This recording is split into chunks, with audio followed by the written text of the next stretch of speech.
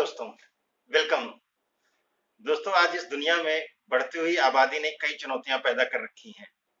उनमें से वातावरण को सुरक्षित रख पाना भी एक बड़ी चुनौती है दोस्तों, बड़ी चुनौती है। बहुत सारे पेड़ काटने पड़ रहे हैं घर बनाने के लिए, सड़कें चौड़ी करने के लिए, नई सड़कें बनाने के लिए। दोस्तों, अल्टीमेटली क्या हुआ है कि मानव अस्तित्व पर फिर से एक बड़ा ऐसा खतरा आ चुका है, जो कि तत्काल तो नहीं है, लेकिन दूरगामी इसको कोई टाल नहीं सकता है, बशर्ते कि आज की मानव समाज अनिवार्य रूप से इस चीज को समझ ले। अनिवार्य रूप से, विकल्प नहीं रह गया अब। दोस्तों, पेड़ पौधे हमारी जिंदगी का हिस्सा हैं और हम उनकी जिंदगी का हिस्सा हैं। दोनों के सिंथेसिस के बिना इस प्लेनेट पर रहना मुश्किल है। ये भी हम लोग को समझ लेना चाहिए। पिछले 20 साल में बहुत नासमझी हुई है इस चीज को लेकर के, लेकिन अब जब बहुत सारी जानकारियों का प्लेटफॉर्म बढ़ गया है, सब लोग महत्व जानने लगे हैं, सुविधाएं बढ़ गई हैं, तो दोस्तों हमें ये समझ लेना चाहिए कि गार्डनिंग एक ऐसा पार्ट होना चाहिए हमारे घरों में, जो कि अब विकल्प नहीं, अनिवार्य होना चाहिए। दोस्तों, बहुत सारे वीडियोस में हमने आपसे बात की है प्रकाश संश्लेषण, फोटोसिंथेसिस के महत्व के बारे में, कि पेड़ पौधों के हमारे फोटोसिंथेसिस प्रोसेस करते रहते हैं अपना खाना बनाने के लिए, अपना फूड बनाने के लिए, तभी वो सरवाइव करते हैं। दोस्तों, आज हमने ये सोचा कि हम इस फोटोसिंथेसिस प्रोसेस को एक सामान्य सी भाषा में, जिसको कि एक सामान्य गार्डनर, जिसको कि एक सामान्य बच्चा, जिसको एक सामान्य न्यू बिगिनर गार्डनिंग में और एक सामान्य नागरिक भी समझ सके। अगर हम चीजों को समझते हैं, तभी हम जान पाते हैं कि सूर्य की रोशनी का क्या मतलब है एक पेड़ के लिए। अन्यथा कोई ये कहता है कि नहीं, ये सूरज वाला पौधा है तो कहा हमने रखो रोशनी में, बट इतना ही तक ज्ञान हमारी सीमित। लेकिन सूर्य की रोशनी का क्या महत्व है, ये चीज हमको समझने के लिए प्रकाश संश्लेषण को समझना पड़ेगा, फोटोसिंथेसिस को समझना पड़ेगा। इसीलिए दोस्तों, मैंने आज ये सोचा कि इस पर्टिकुलर टॉपिक पर और इम्पोर्टेंट टॉपिक पे, जो कि हर गार्डनर को जानना चाहिए, मैंने सोचा उस पर एक वीडियो दूं। दोस्तों, इस प्रोसेस को पूरा समझते हैं।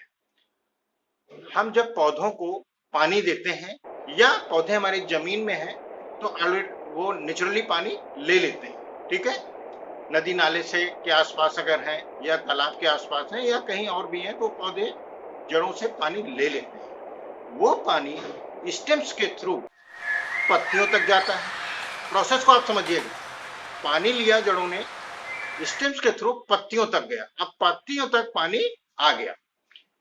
अब क्या होता है दोस्तों, पत्ती की संरचना को समझना जरूरी है प्रकाश संश्लेषण को समझने के लिए। पत्तियां हमारी 3 लेयर में बटी हैं। जैसे हम लोग अपने स्किन में पढ़ते हैं, dermis, epidermis, different layer of our skin. तो पत्तियों की अगर इसको लेयर को समझें, अपर लेयर, मिडिल लेयर और लोअर लेयर, इसमें 3 लेयर होती है। अपर लेयर जो है वो, उसमें क्लोरोप्लास्ट पाया जाता है, जिसके अंदर क्लोरोफिल नाम का पिगमेंट पाया जाता है। क्लोरोफिल नाम का एक इंपॉर्टेंट पिगमेंट पाया जाता है। ये हुआ अपर लेयर का। बीच का जो लेयर होता है उसमें एयर्स रहती और जो नीचे वाली लेयर हुई पत्ती की, वो स्टोमेटा होती है। स्टोमेटा जिसको हम पोर्स कहते हैं। वो पोर्स 2 सेल्स के जुड़ी होती हैं, वो खुलती, उनको खोलने बंद करने के लिए, ठीक है, नेचुरल।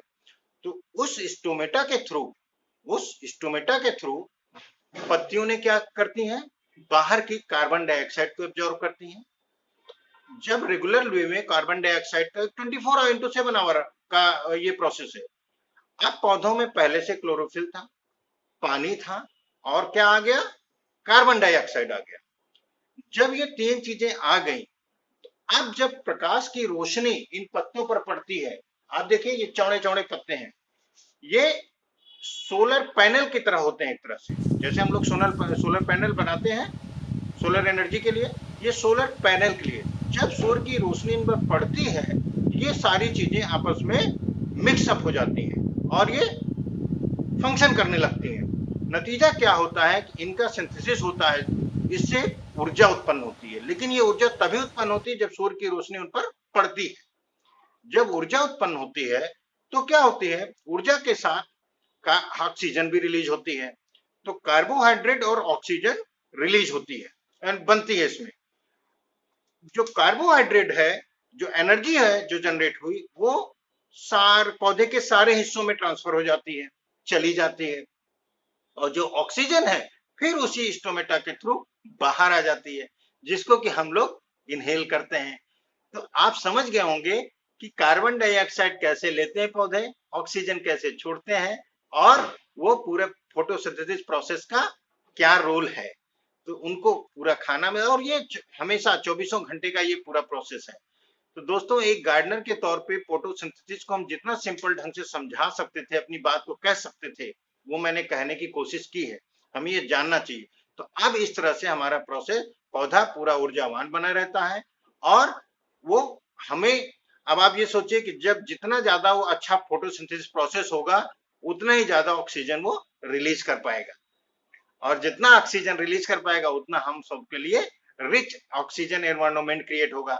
और अगर हम अपने घरों में बहुत सारे पौधे लगाएंगे, ढेर सारे पौधे लगाएंगे, तो क्या होगा, हमारा घर ऑक्सीजन रिच जोन में कन्वर्ट हो जाएगा।